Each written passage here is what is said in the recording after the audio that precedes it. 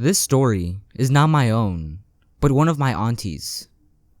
It's been a couple of years since she last told me this, so some of these facts may be a little off. For the sake of this story, I will refer to my aunt as Jenny. Back when Jenny was a young woman in the late 70s, she worked in Sheffield in a shop. She lived quite far from where she worked and had to walk quite a long time to get to her bus stop. Sometimes, if it was late, the buses would stop running, so she would have to walk home. Neither of her parents drove at this time, so she had no choice but to catch a bus. Jenny finished work at about 9 p.m. and started to walk home. She was about 15 minutes into her walk when a man in a van pulled up next to her. She looked to her left and saw that an attractive man sat in the driver's seat smiling at her.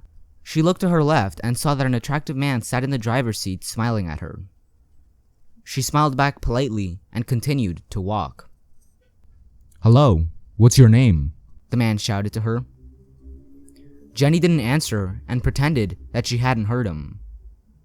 In this part of Sheffield that we were from, it was not uncommon to strike up conversation with random people, because many people were very friendly. Because of this, she didn't really find it weird that he was striking up a conversation, but she didn't want to tell him her name. "Whereabouts are you going, duck? Do you need a lift?" he shouted again. This time, Jenny replied saying, "No thank you, I'm just heading home. I like walking to try to get him to leave." "It's cold. You can't walk out here alone."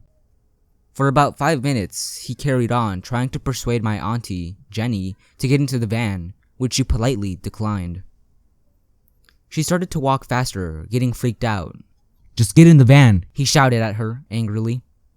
He then started to open his door and undo his seatbelt. Jenny was done at this point, and she full-on shot down the street like a bullet. He was now running after her, about 20 yards behind her. She ran onto a street with loads of houses, and ran to the first house she could find with the lights on. She started banging on the door so hard, she almost broke it down. After a couple of seconds, a lady who was about 45 answered the door to see Jenny panting for breath. Jenny shot inside of the house, and the lady quickly closed and locked the door. They obviously called the cops, and Jenny gave a description. Nothing was heard of it until a few years later, when Jenny turned on the TV and saw that the notorious Yorkshire Ripper had been caught in Sheffield. A photograph of him showed on the screen, and she almost screamed. There was the man who followed her and tried to give her a lift home. He had killed 13 women. So Mr. Peter Sutcliffe, the Yorkshire Ripper, or the friendly stranger, let's not ever meet for your sake.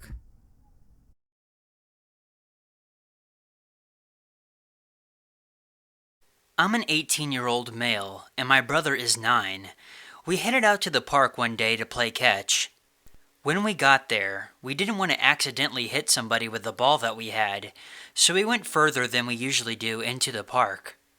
As we were playing, I noticed an old man, probably in his 60s, looking straight at my brother. I thought this was pretty weird. I think anybody in my shoes would have thought the same, so I started to look at him. Then he started approaching us. I told my brother to keep his distance while I go see what he wanted. "Hello, sir. What's going on? Can I help you?" "Nothing much. Is that your brother or your son?" "Well, he's my brother. So what did you need?" "Hey, I'll tell you what. Why don't you let me be a goalkeeper, and I'll throw softballs at him while you rest." "No, that's okay. I just want to play with him on my own." "Come on, man. It's okay. I'm not a bad guy." While he said this, he put a smile on his face, and I really had a bad feeling about it. I denied him one more time, and I noticed he got mad and started telling me that he was a good guy and that I should trust him with my brother. Then he started walking towards my brother. I made a signal with my hand to my brother so he could start stepping back while I cut the creep off. He tried to grab my brother, and I pushed him away and told him to leave before I kicked his ass. Then he told me that we should fight, and right when I was going towards him, my brother yelled, "Help!" I looked back briefly and saw him running towards a man that was walking nearby. The creepy man ran off, but not before telling me, "I'll find you, so I can have my play date with your brother." I just ran off to catch up with my brother, who was waiting for me behind some bushes. He was pretty scared, so I calmed him down, and while we headed home, he told me that when I was walking towards the man to fight, he saw the man take out a knife. I try not to think about it so much because I keep thinking what he could have done to my brother.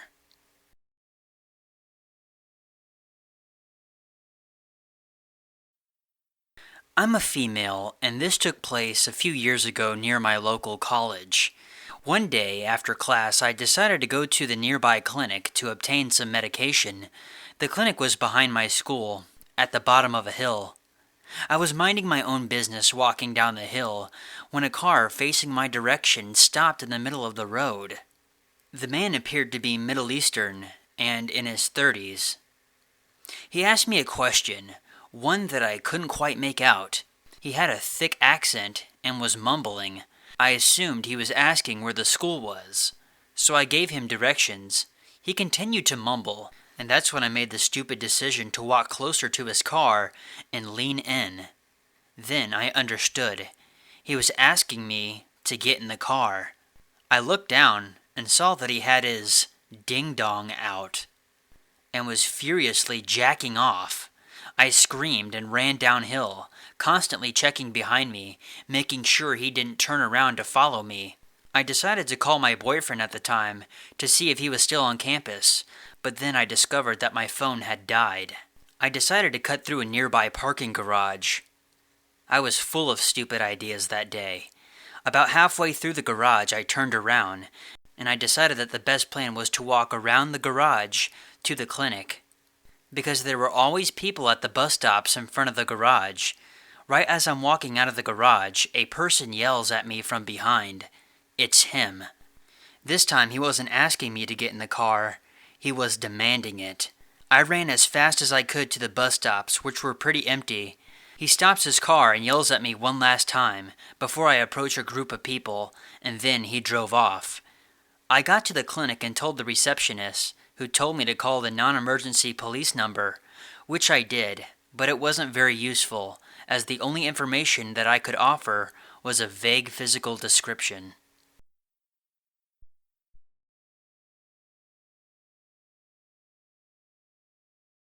I finished one of my university classes pretty late, and I was walking home to my apartment at around 9 p.m. Once I arrived in the lobby, I noticed a man was following me from behind. I thought nothing of it. I pressed the elevator button, and suddenly he turned to me and said, Did you know Lily? This man looked like he was in his late 30s or early 40s, with a scraggly beard and tattered clothes. He looked deranged. His eyes were black, his eyes were blank, and he spoke with a stutter. "I don't know Lily," I replied. It was just us in the lobby. I'm meeting Lily. She lives here. What floor does she live in? I tried to be polite. "Sorry, I don't know a Lily who lives here." The elevator opened, and both of us went in. I pressed my floor level, but he just stood there. "What floor are you going to?" I asked. I want to see Lily. "You need to pick a floor," I told him sternly. The elevator door opened, and I said a nice goodbye to him, but he followed me into my floor level. "What are you doing?"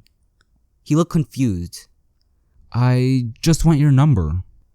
If I ran to my apartment, he would know which unit I lived in. If I screamed, I would risk him trying to physically quiet me. I weighed no more than 110 pounds. He was not only taller, but looked much stronger than me. I pressed the elevator down button and waited for the next one to come to take him down. My name is Maurice. My name is Maurice. My name is Maurice. Maurice, he said. It gives me shivers just thinking about the way he spoke. "How old are you?" I asked him, still trying to be kind so he wouldn't harm me. He looked insane. He had a twitch, and his unruly hair looked like it hadn't been brushed in months. In my mid-30s. Well, I'm 19, so... That's okay. At least you're above 18. He grinned. I have a boyfriend, which I actually did at the time. I'll give you my number so you can keep it in your diary during a rainy day, when you have fights with him. That's not a good idea, I nervously laughed. My patience was wearing thin. The elevator door opened, and I told him to get in. I don't know how to get down, he said. He didn't even move. Press the L button, I said. You need a card to go to the lobby, He said. No, you don't.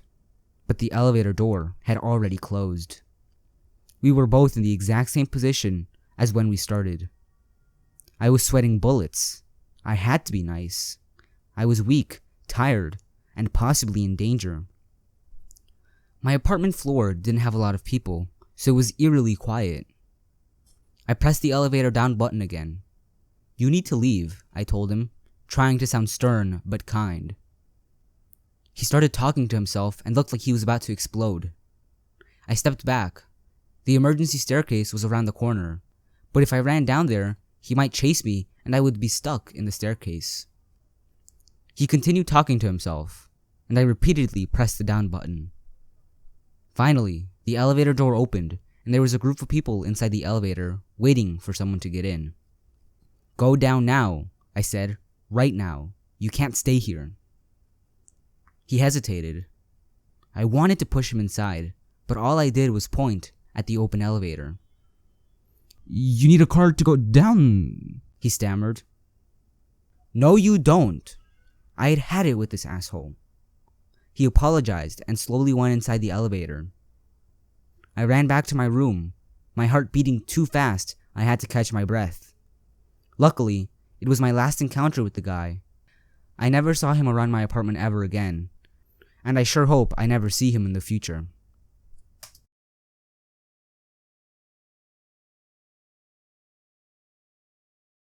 At the beginning of the year, my boyfriend and I were living in a ground floor, a 2-bedroom flat, which we shared with his roommate. We're all university students, and the area we lived in was somewhat known for frequent break-ins, as most of the terraced houses had been turned into flats for students, which seemed to be a good target for robbers. Our bedroom had a window looking out into an enclosed, small concrete backyard. Our roommate's room looked onto the street. Our front door led to a hall, which had a staircase leading to the flat upstairs. Now I'll introduce you to our dog. She's a collie cross who we found as a stray a few months before this event happened, so she's always been wary of strangers, very territorial, and barks. A lot. She barked at the people who lived upstairs. She barked when our roommate was home. She barked when the door buzzer sounded, car doors slammed, and generally any other sound she thought it was important to notify us of, such as people taking their trash out. Our landlord pretty much hated her, though the others in the flats upstairs seemed to think it was cute that every time they left the house, she barked, and when they came home, she barked. But he knew that we were moving out soon, so he didn't cause too much trouble. So this particular night, our roommate was away, and my boyfriend and I were sleeping in our bed with our dog curled up at our feet with the door closed. Suddenly, our dog let out the most horrific, growling, howling, barking combo we had ever heard her make. It was like she had suddenly transformed into a fierce German Shepherd police dog, trained to sound as intimidating as possible. We were half asleep at the time, and the fact that our bedroom door had slammed as she started barking seemed to float into my mind, but failed to stick. We sat up in bed, trying to calm her down, shhing desperately, assuming someone who lived upstairs had just come home from a late night out and our loud collie was just letting the whole street know. I looked at my phone and the clock read 3:30 a.m. About 60 seconds passed before the sound of the door slamming finally registered in my brain. I turned to my boyfriend. The door slammed. Did you hear that? Is our roommate home tonight? I thought maybe he had come from his placement, gone out for drinks, and drunkenly come home, I thought maybe he had come home after going out for drinks and drunkenly came home and forgot which bedroom was which. My boyfriend called out the name of our roommate, but there was no reply.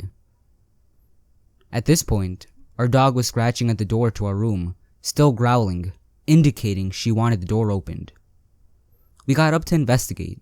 The lights were all still off, except for the light in our roommate's room, the door of which was being held ajar by his electric guitar. When we entered his room, his wardrobe doors were wide open. A few drawers had been pulled out, but most importantly, his window was wide open. The blinds parted either side when they had previously been closed. A large black footprint lay on the windowsill on both sides. We called the police and they did whatever they had to do to the footprint. We later found out that the only thing missing was our roommate's passport. Thankfully, whoever it was didn't know the layout of our flat, and had he gone for another one of the closed wooden doors, he would have found himself in our living room where we left our laptops overnight. I also wonder what he would have done had our dog not been there to alert us and to scare him. Would he have seen us sleeping and left us alone? Or would something else have happened? Hey guys, I hope you enjoyed this video. I want to give a big shout out and a big thank you to Unit 522 for helping out with this video. The link can be found in the description to his channel, where you can also find the other collaboration video in which you can find 2 of my stories recorded in one of his videos. So definitely go check out his channel as he has some awesome content. Also, please like this video, comment, share, or subscribe if you're new. And also follow me on Twitter, Instagram, and Facebook. Additionally, if you guys want to check out a great channel on Twitch that live stream games like DayZ, Battlefield, and more, I really recommend watching Handkerchief. So check out his channel by clicking on his logo in the screen now or the link in the description, and be sure to follow him. Let me know what you guys want to see in the upcoming videos by commenting down below. And if you have any stories to submit, send them to wormystories@gmail.com. I'll see you guys in the next video, and don't forget to subscribe to join the wormhole. Thanks for watching. Stay safe.